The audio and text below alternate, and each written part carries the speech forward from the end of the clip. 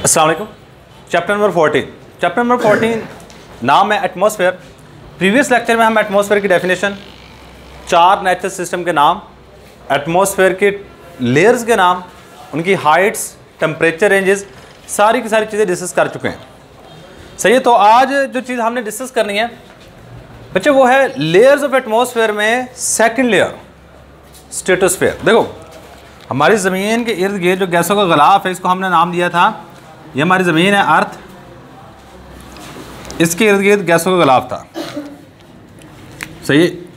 और इसमें जो पहली लेयर आती थी उसका नाम था ट्रोपोस्फेयर, सेकंड लेयर का नाम था स्ट्रेटोस्फेयर, थर्ड लेयर का नाम था मीजोस्फेयर और फोर्थ लेयर का नाम था थर्मोस्फेयर। पहली लेयर हमारे पास जो आ रही थी इसका नाम था ट्रोपोस्फेयर। ट्रोपोस्फेयर के बारे में जो बातें हमने लास्ट में लिखी थी, इसकी बुलंदी 0 से लेकर 12 किलोमीटर तक होती है। टेम्परेचर रेंज अगर बात की जाए 0 से लेकर 12 किलोमीटर तक, और टेम्परेचर रेंज की बात की जाए तो 17 डिग्री सेंटीग्रेड से -58 डिग्री सेंटीग्रेड होती है।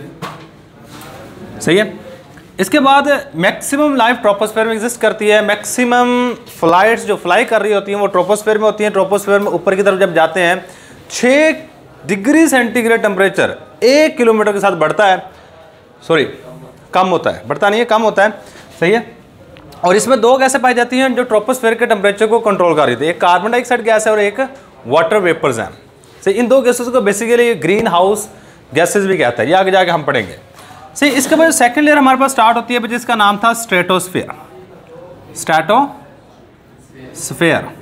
स्ट्रेटोस्फेयर के बाद हमारे पास नेक्स्ट जो लेयर स्टार्ट होती है इसका नाम था मीजोस्फेयर। और लास्ट वाली लेयर का नाम है थर्मोस्फेयर। तो यहाँ पे गौर कीजिएगा, आज जिस लेयर का हमने स्टार्ट करना है वो है स्ट्रेटोस्फेयर। तो ये लेयर्स ऑफ एटमॉस्फेयर को डिस्कस कर रहे थे, लेयर्स ऑफ एटमॉस्फेयर।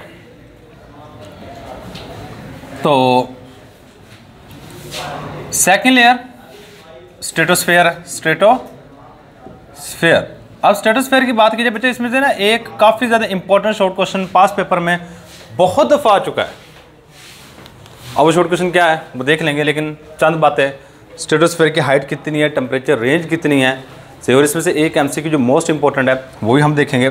सही। सबसे पहली बात हम हाइट की कर लेते हैं बच्चा। अगर मैं हाइट की बात करूं, किसकी बात करूं, हाइट, तो इसकी हाइट होती है 12 किलोमीटर से लेके 50 किलोमीटर तक। कहां तक होती है हमारे पास? 50 किलोमीटर तक। अगर टेम्परेचर रेंज की बात की जाए, किसकी? टेम्परेचर रेंज की बात की जाए तो मुझे टेम्परेचर रेंज हमारे पास होती है -58 डिग्री सेंटीग्रेड से ऑनवर्ड टेम्परेचर -2 डिग्री सेंटीग्रेड तक जाता है। मतलब स्ट्रेटोस्फेयर में टेम्परेचर इंक्रीज हो रहा होता है। ऊपर की तरफ जब मूव करते हैं इस स्फेयर में टेम्परेचर क्या होता है? बढ़ता है।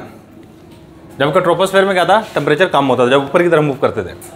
तो ये बात होगी भाई। इसमें मोस्ट इंपॉर्टेंट एक एमसीक्यू है, वो ये है कि ozone layer is present in, ozone layer is present in stratosphere, in stratosphere. आपकी जो ओजोन लेयर है ना वो स्ट्रेटोस्फेयर के अंदर पाई जाती है। और ओजोन लेयर आपने पढ़ी, ये ओजोन गैस, ये हमें क्या कर रही होती है? अल्ट्रा वायलेट रेडिएशन से बचा रही होती है, सूर्य से आने वाले नुकसानदेह रेडिएशन से बचा रही होती है। भाई ओजोन है ना, ओजोन का फार्मूला याद रखिएगा O3। अब पास पेपर में यही एमसीक्यू आ चुका है कि ozone layer is present in troposphere, stratosphere, mesosphere और थर्मोस्फेयर। तो याद रखिएगा स्ट्रेटोस्फेयर में ओजोन पाई जाती है, बस खत्म। ये एमसीक्यू पास पेपर में बहुत दफ़ा आ चुका है। ये वाली जो चीज़ है ये एमसीक्यू पास पेपर में बहुत दफ़ा पूछा जा चुका है कि ओजोन लेयर या ओजोन गैस किस स्फेयर में पाई जाती है या किस लेयर में पाई जाती है। तो आपको पता होना चाहिए स्ट्रेटोस्फेयर में ओजोन लेयर पाई जाती है। चलो ये बात होगी। अब इसके बाद नेक्स्ट आ जाओ। नेक्स्ट ना हमने स्ट्रेटोस्फेयर के 3 रीजन बना रखे हैं। कितने रीजन है? Regions of stratosphere, regions of stratosphere. Stratosphere के रीजन, मतलब हमने स्ट्रेटोस्फेयर को भी 3 हिस्सों में तकसीम कर रखा है। कितने से हैं? 3। सबसे ऊपर ये देखो 1 2 3, ऊपर वाले कहते हैं अपर रीजन।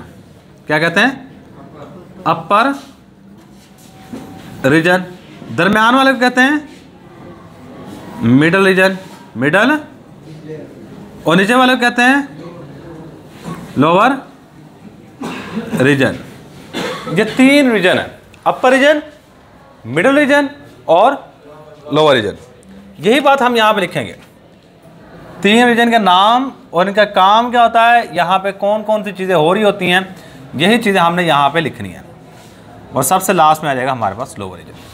भैया अगर मैं बात करूँ अपर रीजन की, अपर रीजन, बच्चे सूरज से आने वाली शुआएं मैक्सिमम एब्जॉर्ब होती हैं अपर रीजन में। कहाँ पे? सूरज से आने वाली अल्ट्रा वायलेट रेडिएशन कहाँ पे आके जज़ब हो जाती हैं? अपर रीजन में। UV radiation, ultra violet radiation, अगर ये अल्ट्रा वायलेट रेडिएशन ज़मीन पे आना शुरू हो जाए तो आपको मुख्तलिफ बीमारियाँ आनी शुरू हो जाएंगी। आँखों की बीमारी, दिल की बीमारी, कैंसर होना शुरू हो जाएगा। आँखों में एक मोतिये की बीमारी होती है, वो बीमारी आना शुरू हो जाएगी। सही, तो maximum ultra violet radiation are absorbed in the upper region of stratosphere. सही है, तो ये बात याद रखिएगा, maximum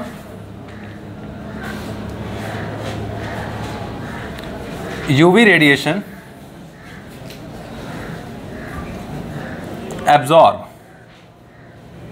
absorb in this region,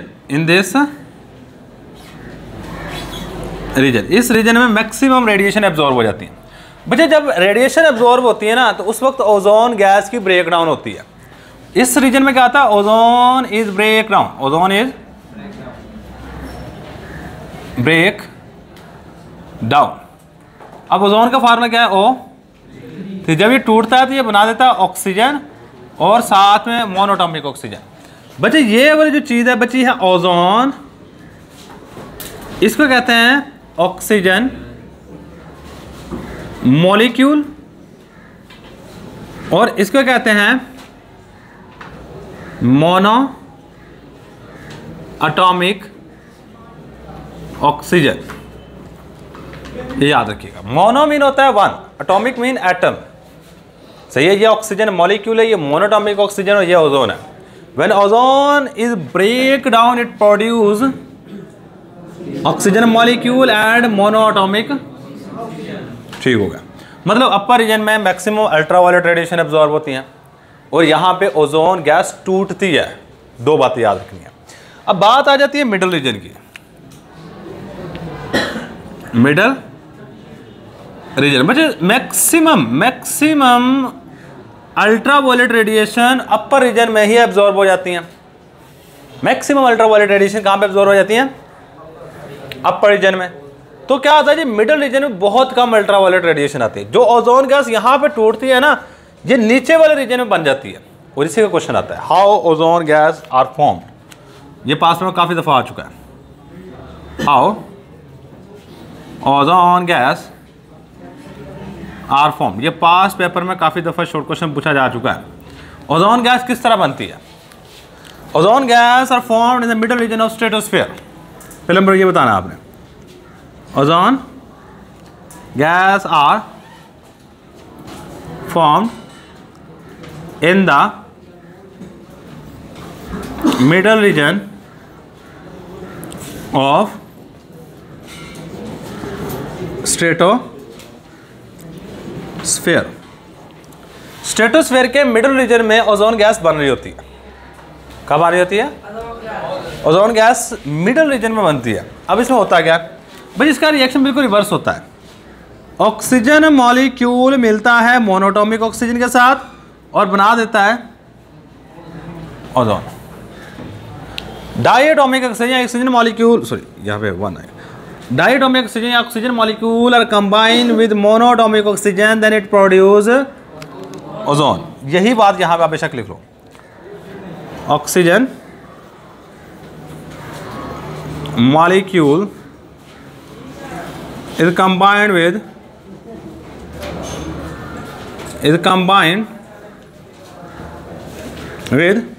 monoatomic oxygen, monatomic oxygen and form, और ये बना देगा, कौन सी चीज़ बनाएगा? Ozone gas. चलो ठीक हो गया। सबसे लास्ट में आएगा हमारे पास लोअर रीजन, सबसे नीचे वाला रीजन, लोअर रीजन। बच्चे इसमें सिर्फ एक ही बात याद रखिएगा कि small amount of ozone is present in this region and कोई इसका फंक्शन नहीं है। नॉर्मली क्या होता है, नॉर्मली याद रखिएगा जितने ओजोन गैस ऊपर वाले रीजन में टूटती है उतनी गैस नीचे बन जाती है। नॉर्मली ये है, आपके ओजोन बिल्कुल बराबर मिकदार में रहती है, सही है। ऊपर वाले रीजन में टूटती है, नीचे वाले रीजन में बनती है, फिर ऊपर चली जाती है, फिर ऊपर टूटती है, नीचे बनती है, फिर ऊपर चली जाती है, और ये काम चलता रहता है। और अल्ट्रा वायलेट रेडिएशन एब्जॉर्ब होती रहती है, सही है। अब लोअर रीजन में small amount of ozone is present, क्या है? स्मॉल कंसंट्रेशन कह लो, small concentration of ozone is present in this region. इस रीजन में ओजोन की बहुत कम मिकदार पाई जाती है। बस इतनी बातें ये आपने याद रखनी। यहाँ से एक शॉर्ट क्वेश्चन आ चुका है, पास पेपर में काफ़ी दफ़ा आया हुआ है, और एक एमसीक्यू। कम अज़ कम आपको इस चैप्टर में जो शॉर्ट क्वेश्चन और एमसीक्यू आया है ना, वो पता होना चाहिए। ये शॉर्ट पूछता है, ये एमसीक्यू पूछता है। अगर आपसे एमसीक्यू आ जाए कि which of the following layer is present between troposphere and mesosphere, तो कौन सी होगी? Stratosphere. The layer of atmosphere which is present upper side of troposphere is stratosphere, सही है। ट्रोपोस्फेयर के ऊपर वाली साइड में स्ट्रेटोस्फेयर ही पाई जाती है। इस तरह भी एमसीक्यू पूछा जा सकता है, सही है। और अगर देखा जाए तो एमसीक्यू किस तरह पूछा जा सकता है आपसे, इसकी हाइट तो पूछी जा सकती है ना, हाइट, टेम्परेचर रेंज, सही है। इन स्ट्रेटोस्फेयर, अच्छा अगर आपको बंदा आपसे ये पूछ रहे हैं कि ऊपर वाले रीजन का, देखो ऊपर की तरफ क्या हो रहा है, टेम्परेचर ऐसा ऐसा बढ़ रहा है, बढ़ते बढ़ते -2 डिग्री सेंटीग्रेड तक पहुंच जाता है। बच्चे ऊपर वाले रीजन का टेम्परेचर होता है ज़्यादा, नीचे वाले रीजन का टेम्परेचर क्या होता है? कम, क्योंकि नीचे वाले जगह पे कितना टेम्परेचर है? -, ऊपर है -2। ऊपर वाले के रीजन का टेम्परेचर ज़्यादा है, नीचे वाले रीजन का टेम्परेचर, ऊपर वाले रीजन का टेम्परेचर ज़्यादा इसलिए होता है क्योंकि ये अल्ट्रा वायलेट रेडिएशन को एब्जॉर्ब करता है। क्या करता है? अल्ट्रा वायलेट रेडिएशन को जज़ब कर रहा होता है, एब्जॉर्ब कर रहा है। That's why the upper region has higher temperature, और यही रीज़न है कि अपर लेयर का टेम्परेचर हाई होता है। ये चंद बातें आपने याद रखनी है। सही है था जी, हमारे पास लेयर्स ऑफ एटमॉस्फेयर, ये 2 लेयर एक्सप्लेन की गई हैं। 4 लेयर में आपकी बुक ने जो 2 एक्सप्लेन किए हैं बच्चे, वो यही हैं, ट्रोपोस्फेयर एंड, इसके अलावा कोई लेयर यहाँ पे एक्सप्लेन नहीं की गई, सो हम भी नहीं करेंगे। बस बाकी जो चीज़ें आपने दूसरी लेयर के बारे में याद रखनी है, उनकी हाइट और टेम्परेचर रेंजेस, ये 2 चीज़ें आप याद रखोगे, हाइट एंड टेम्परेचर रेंज।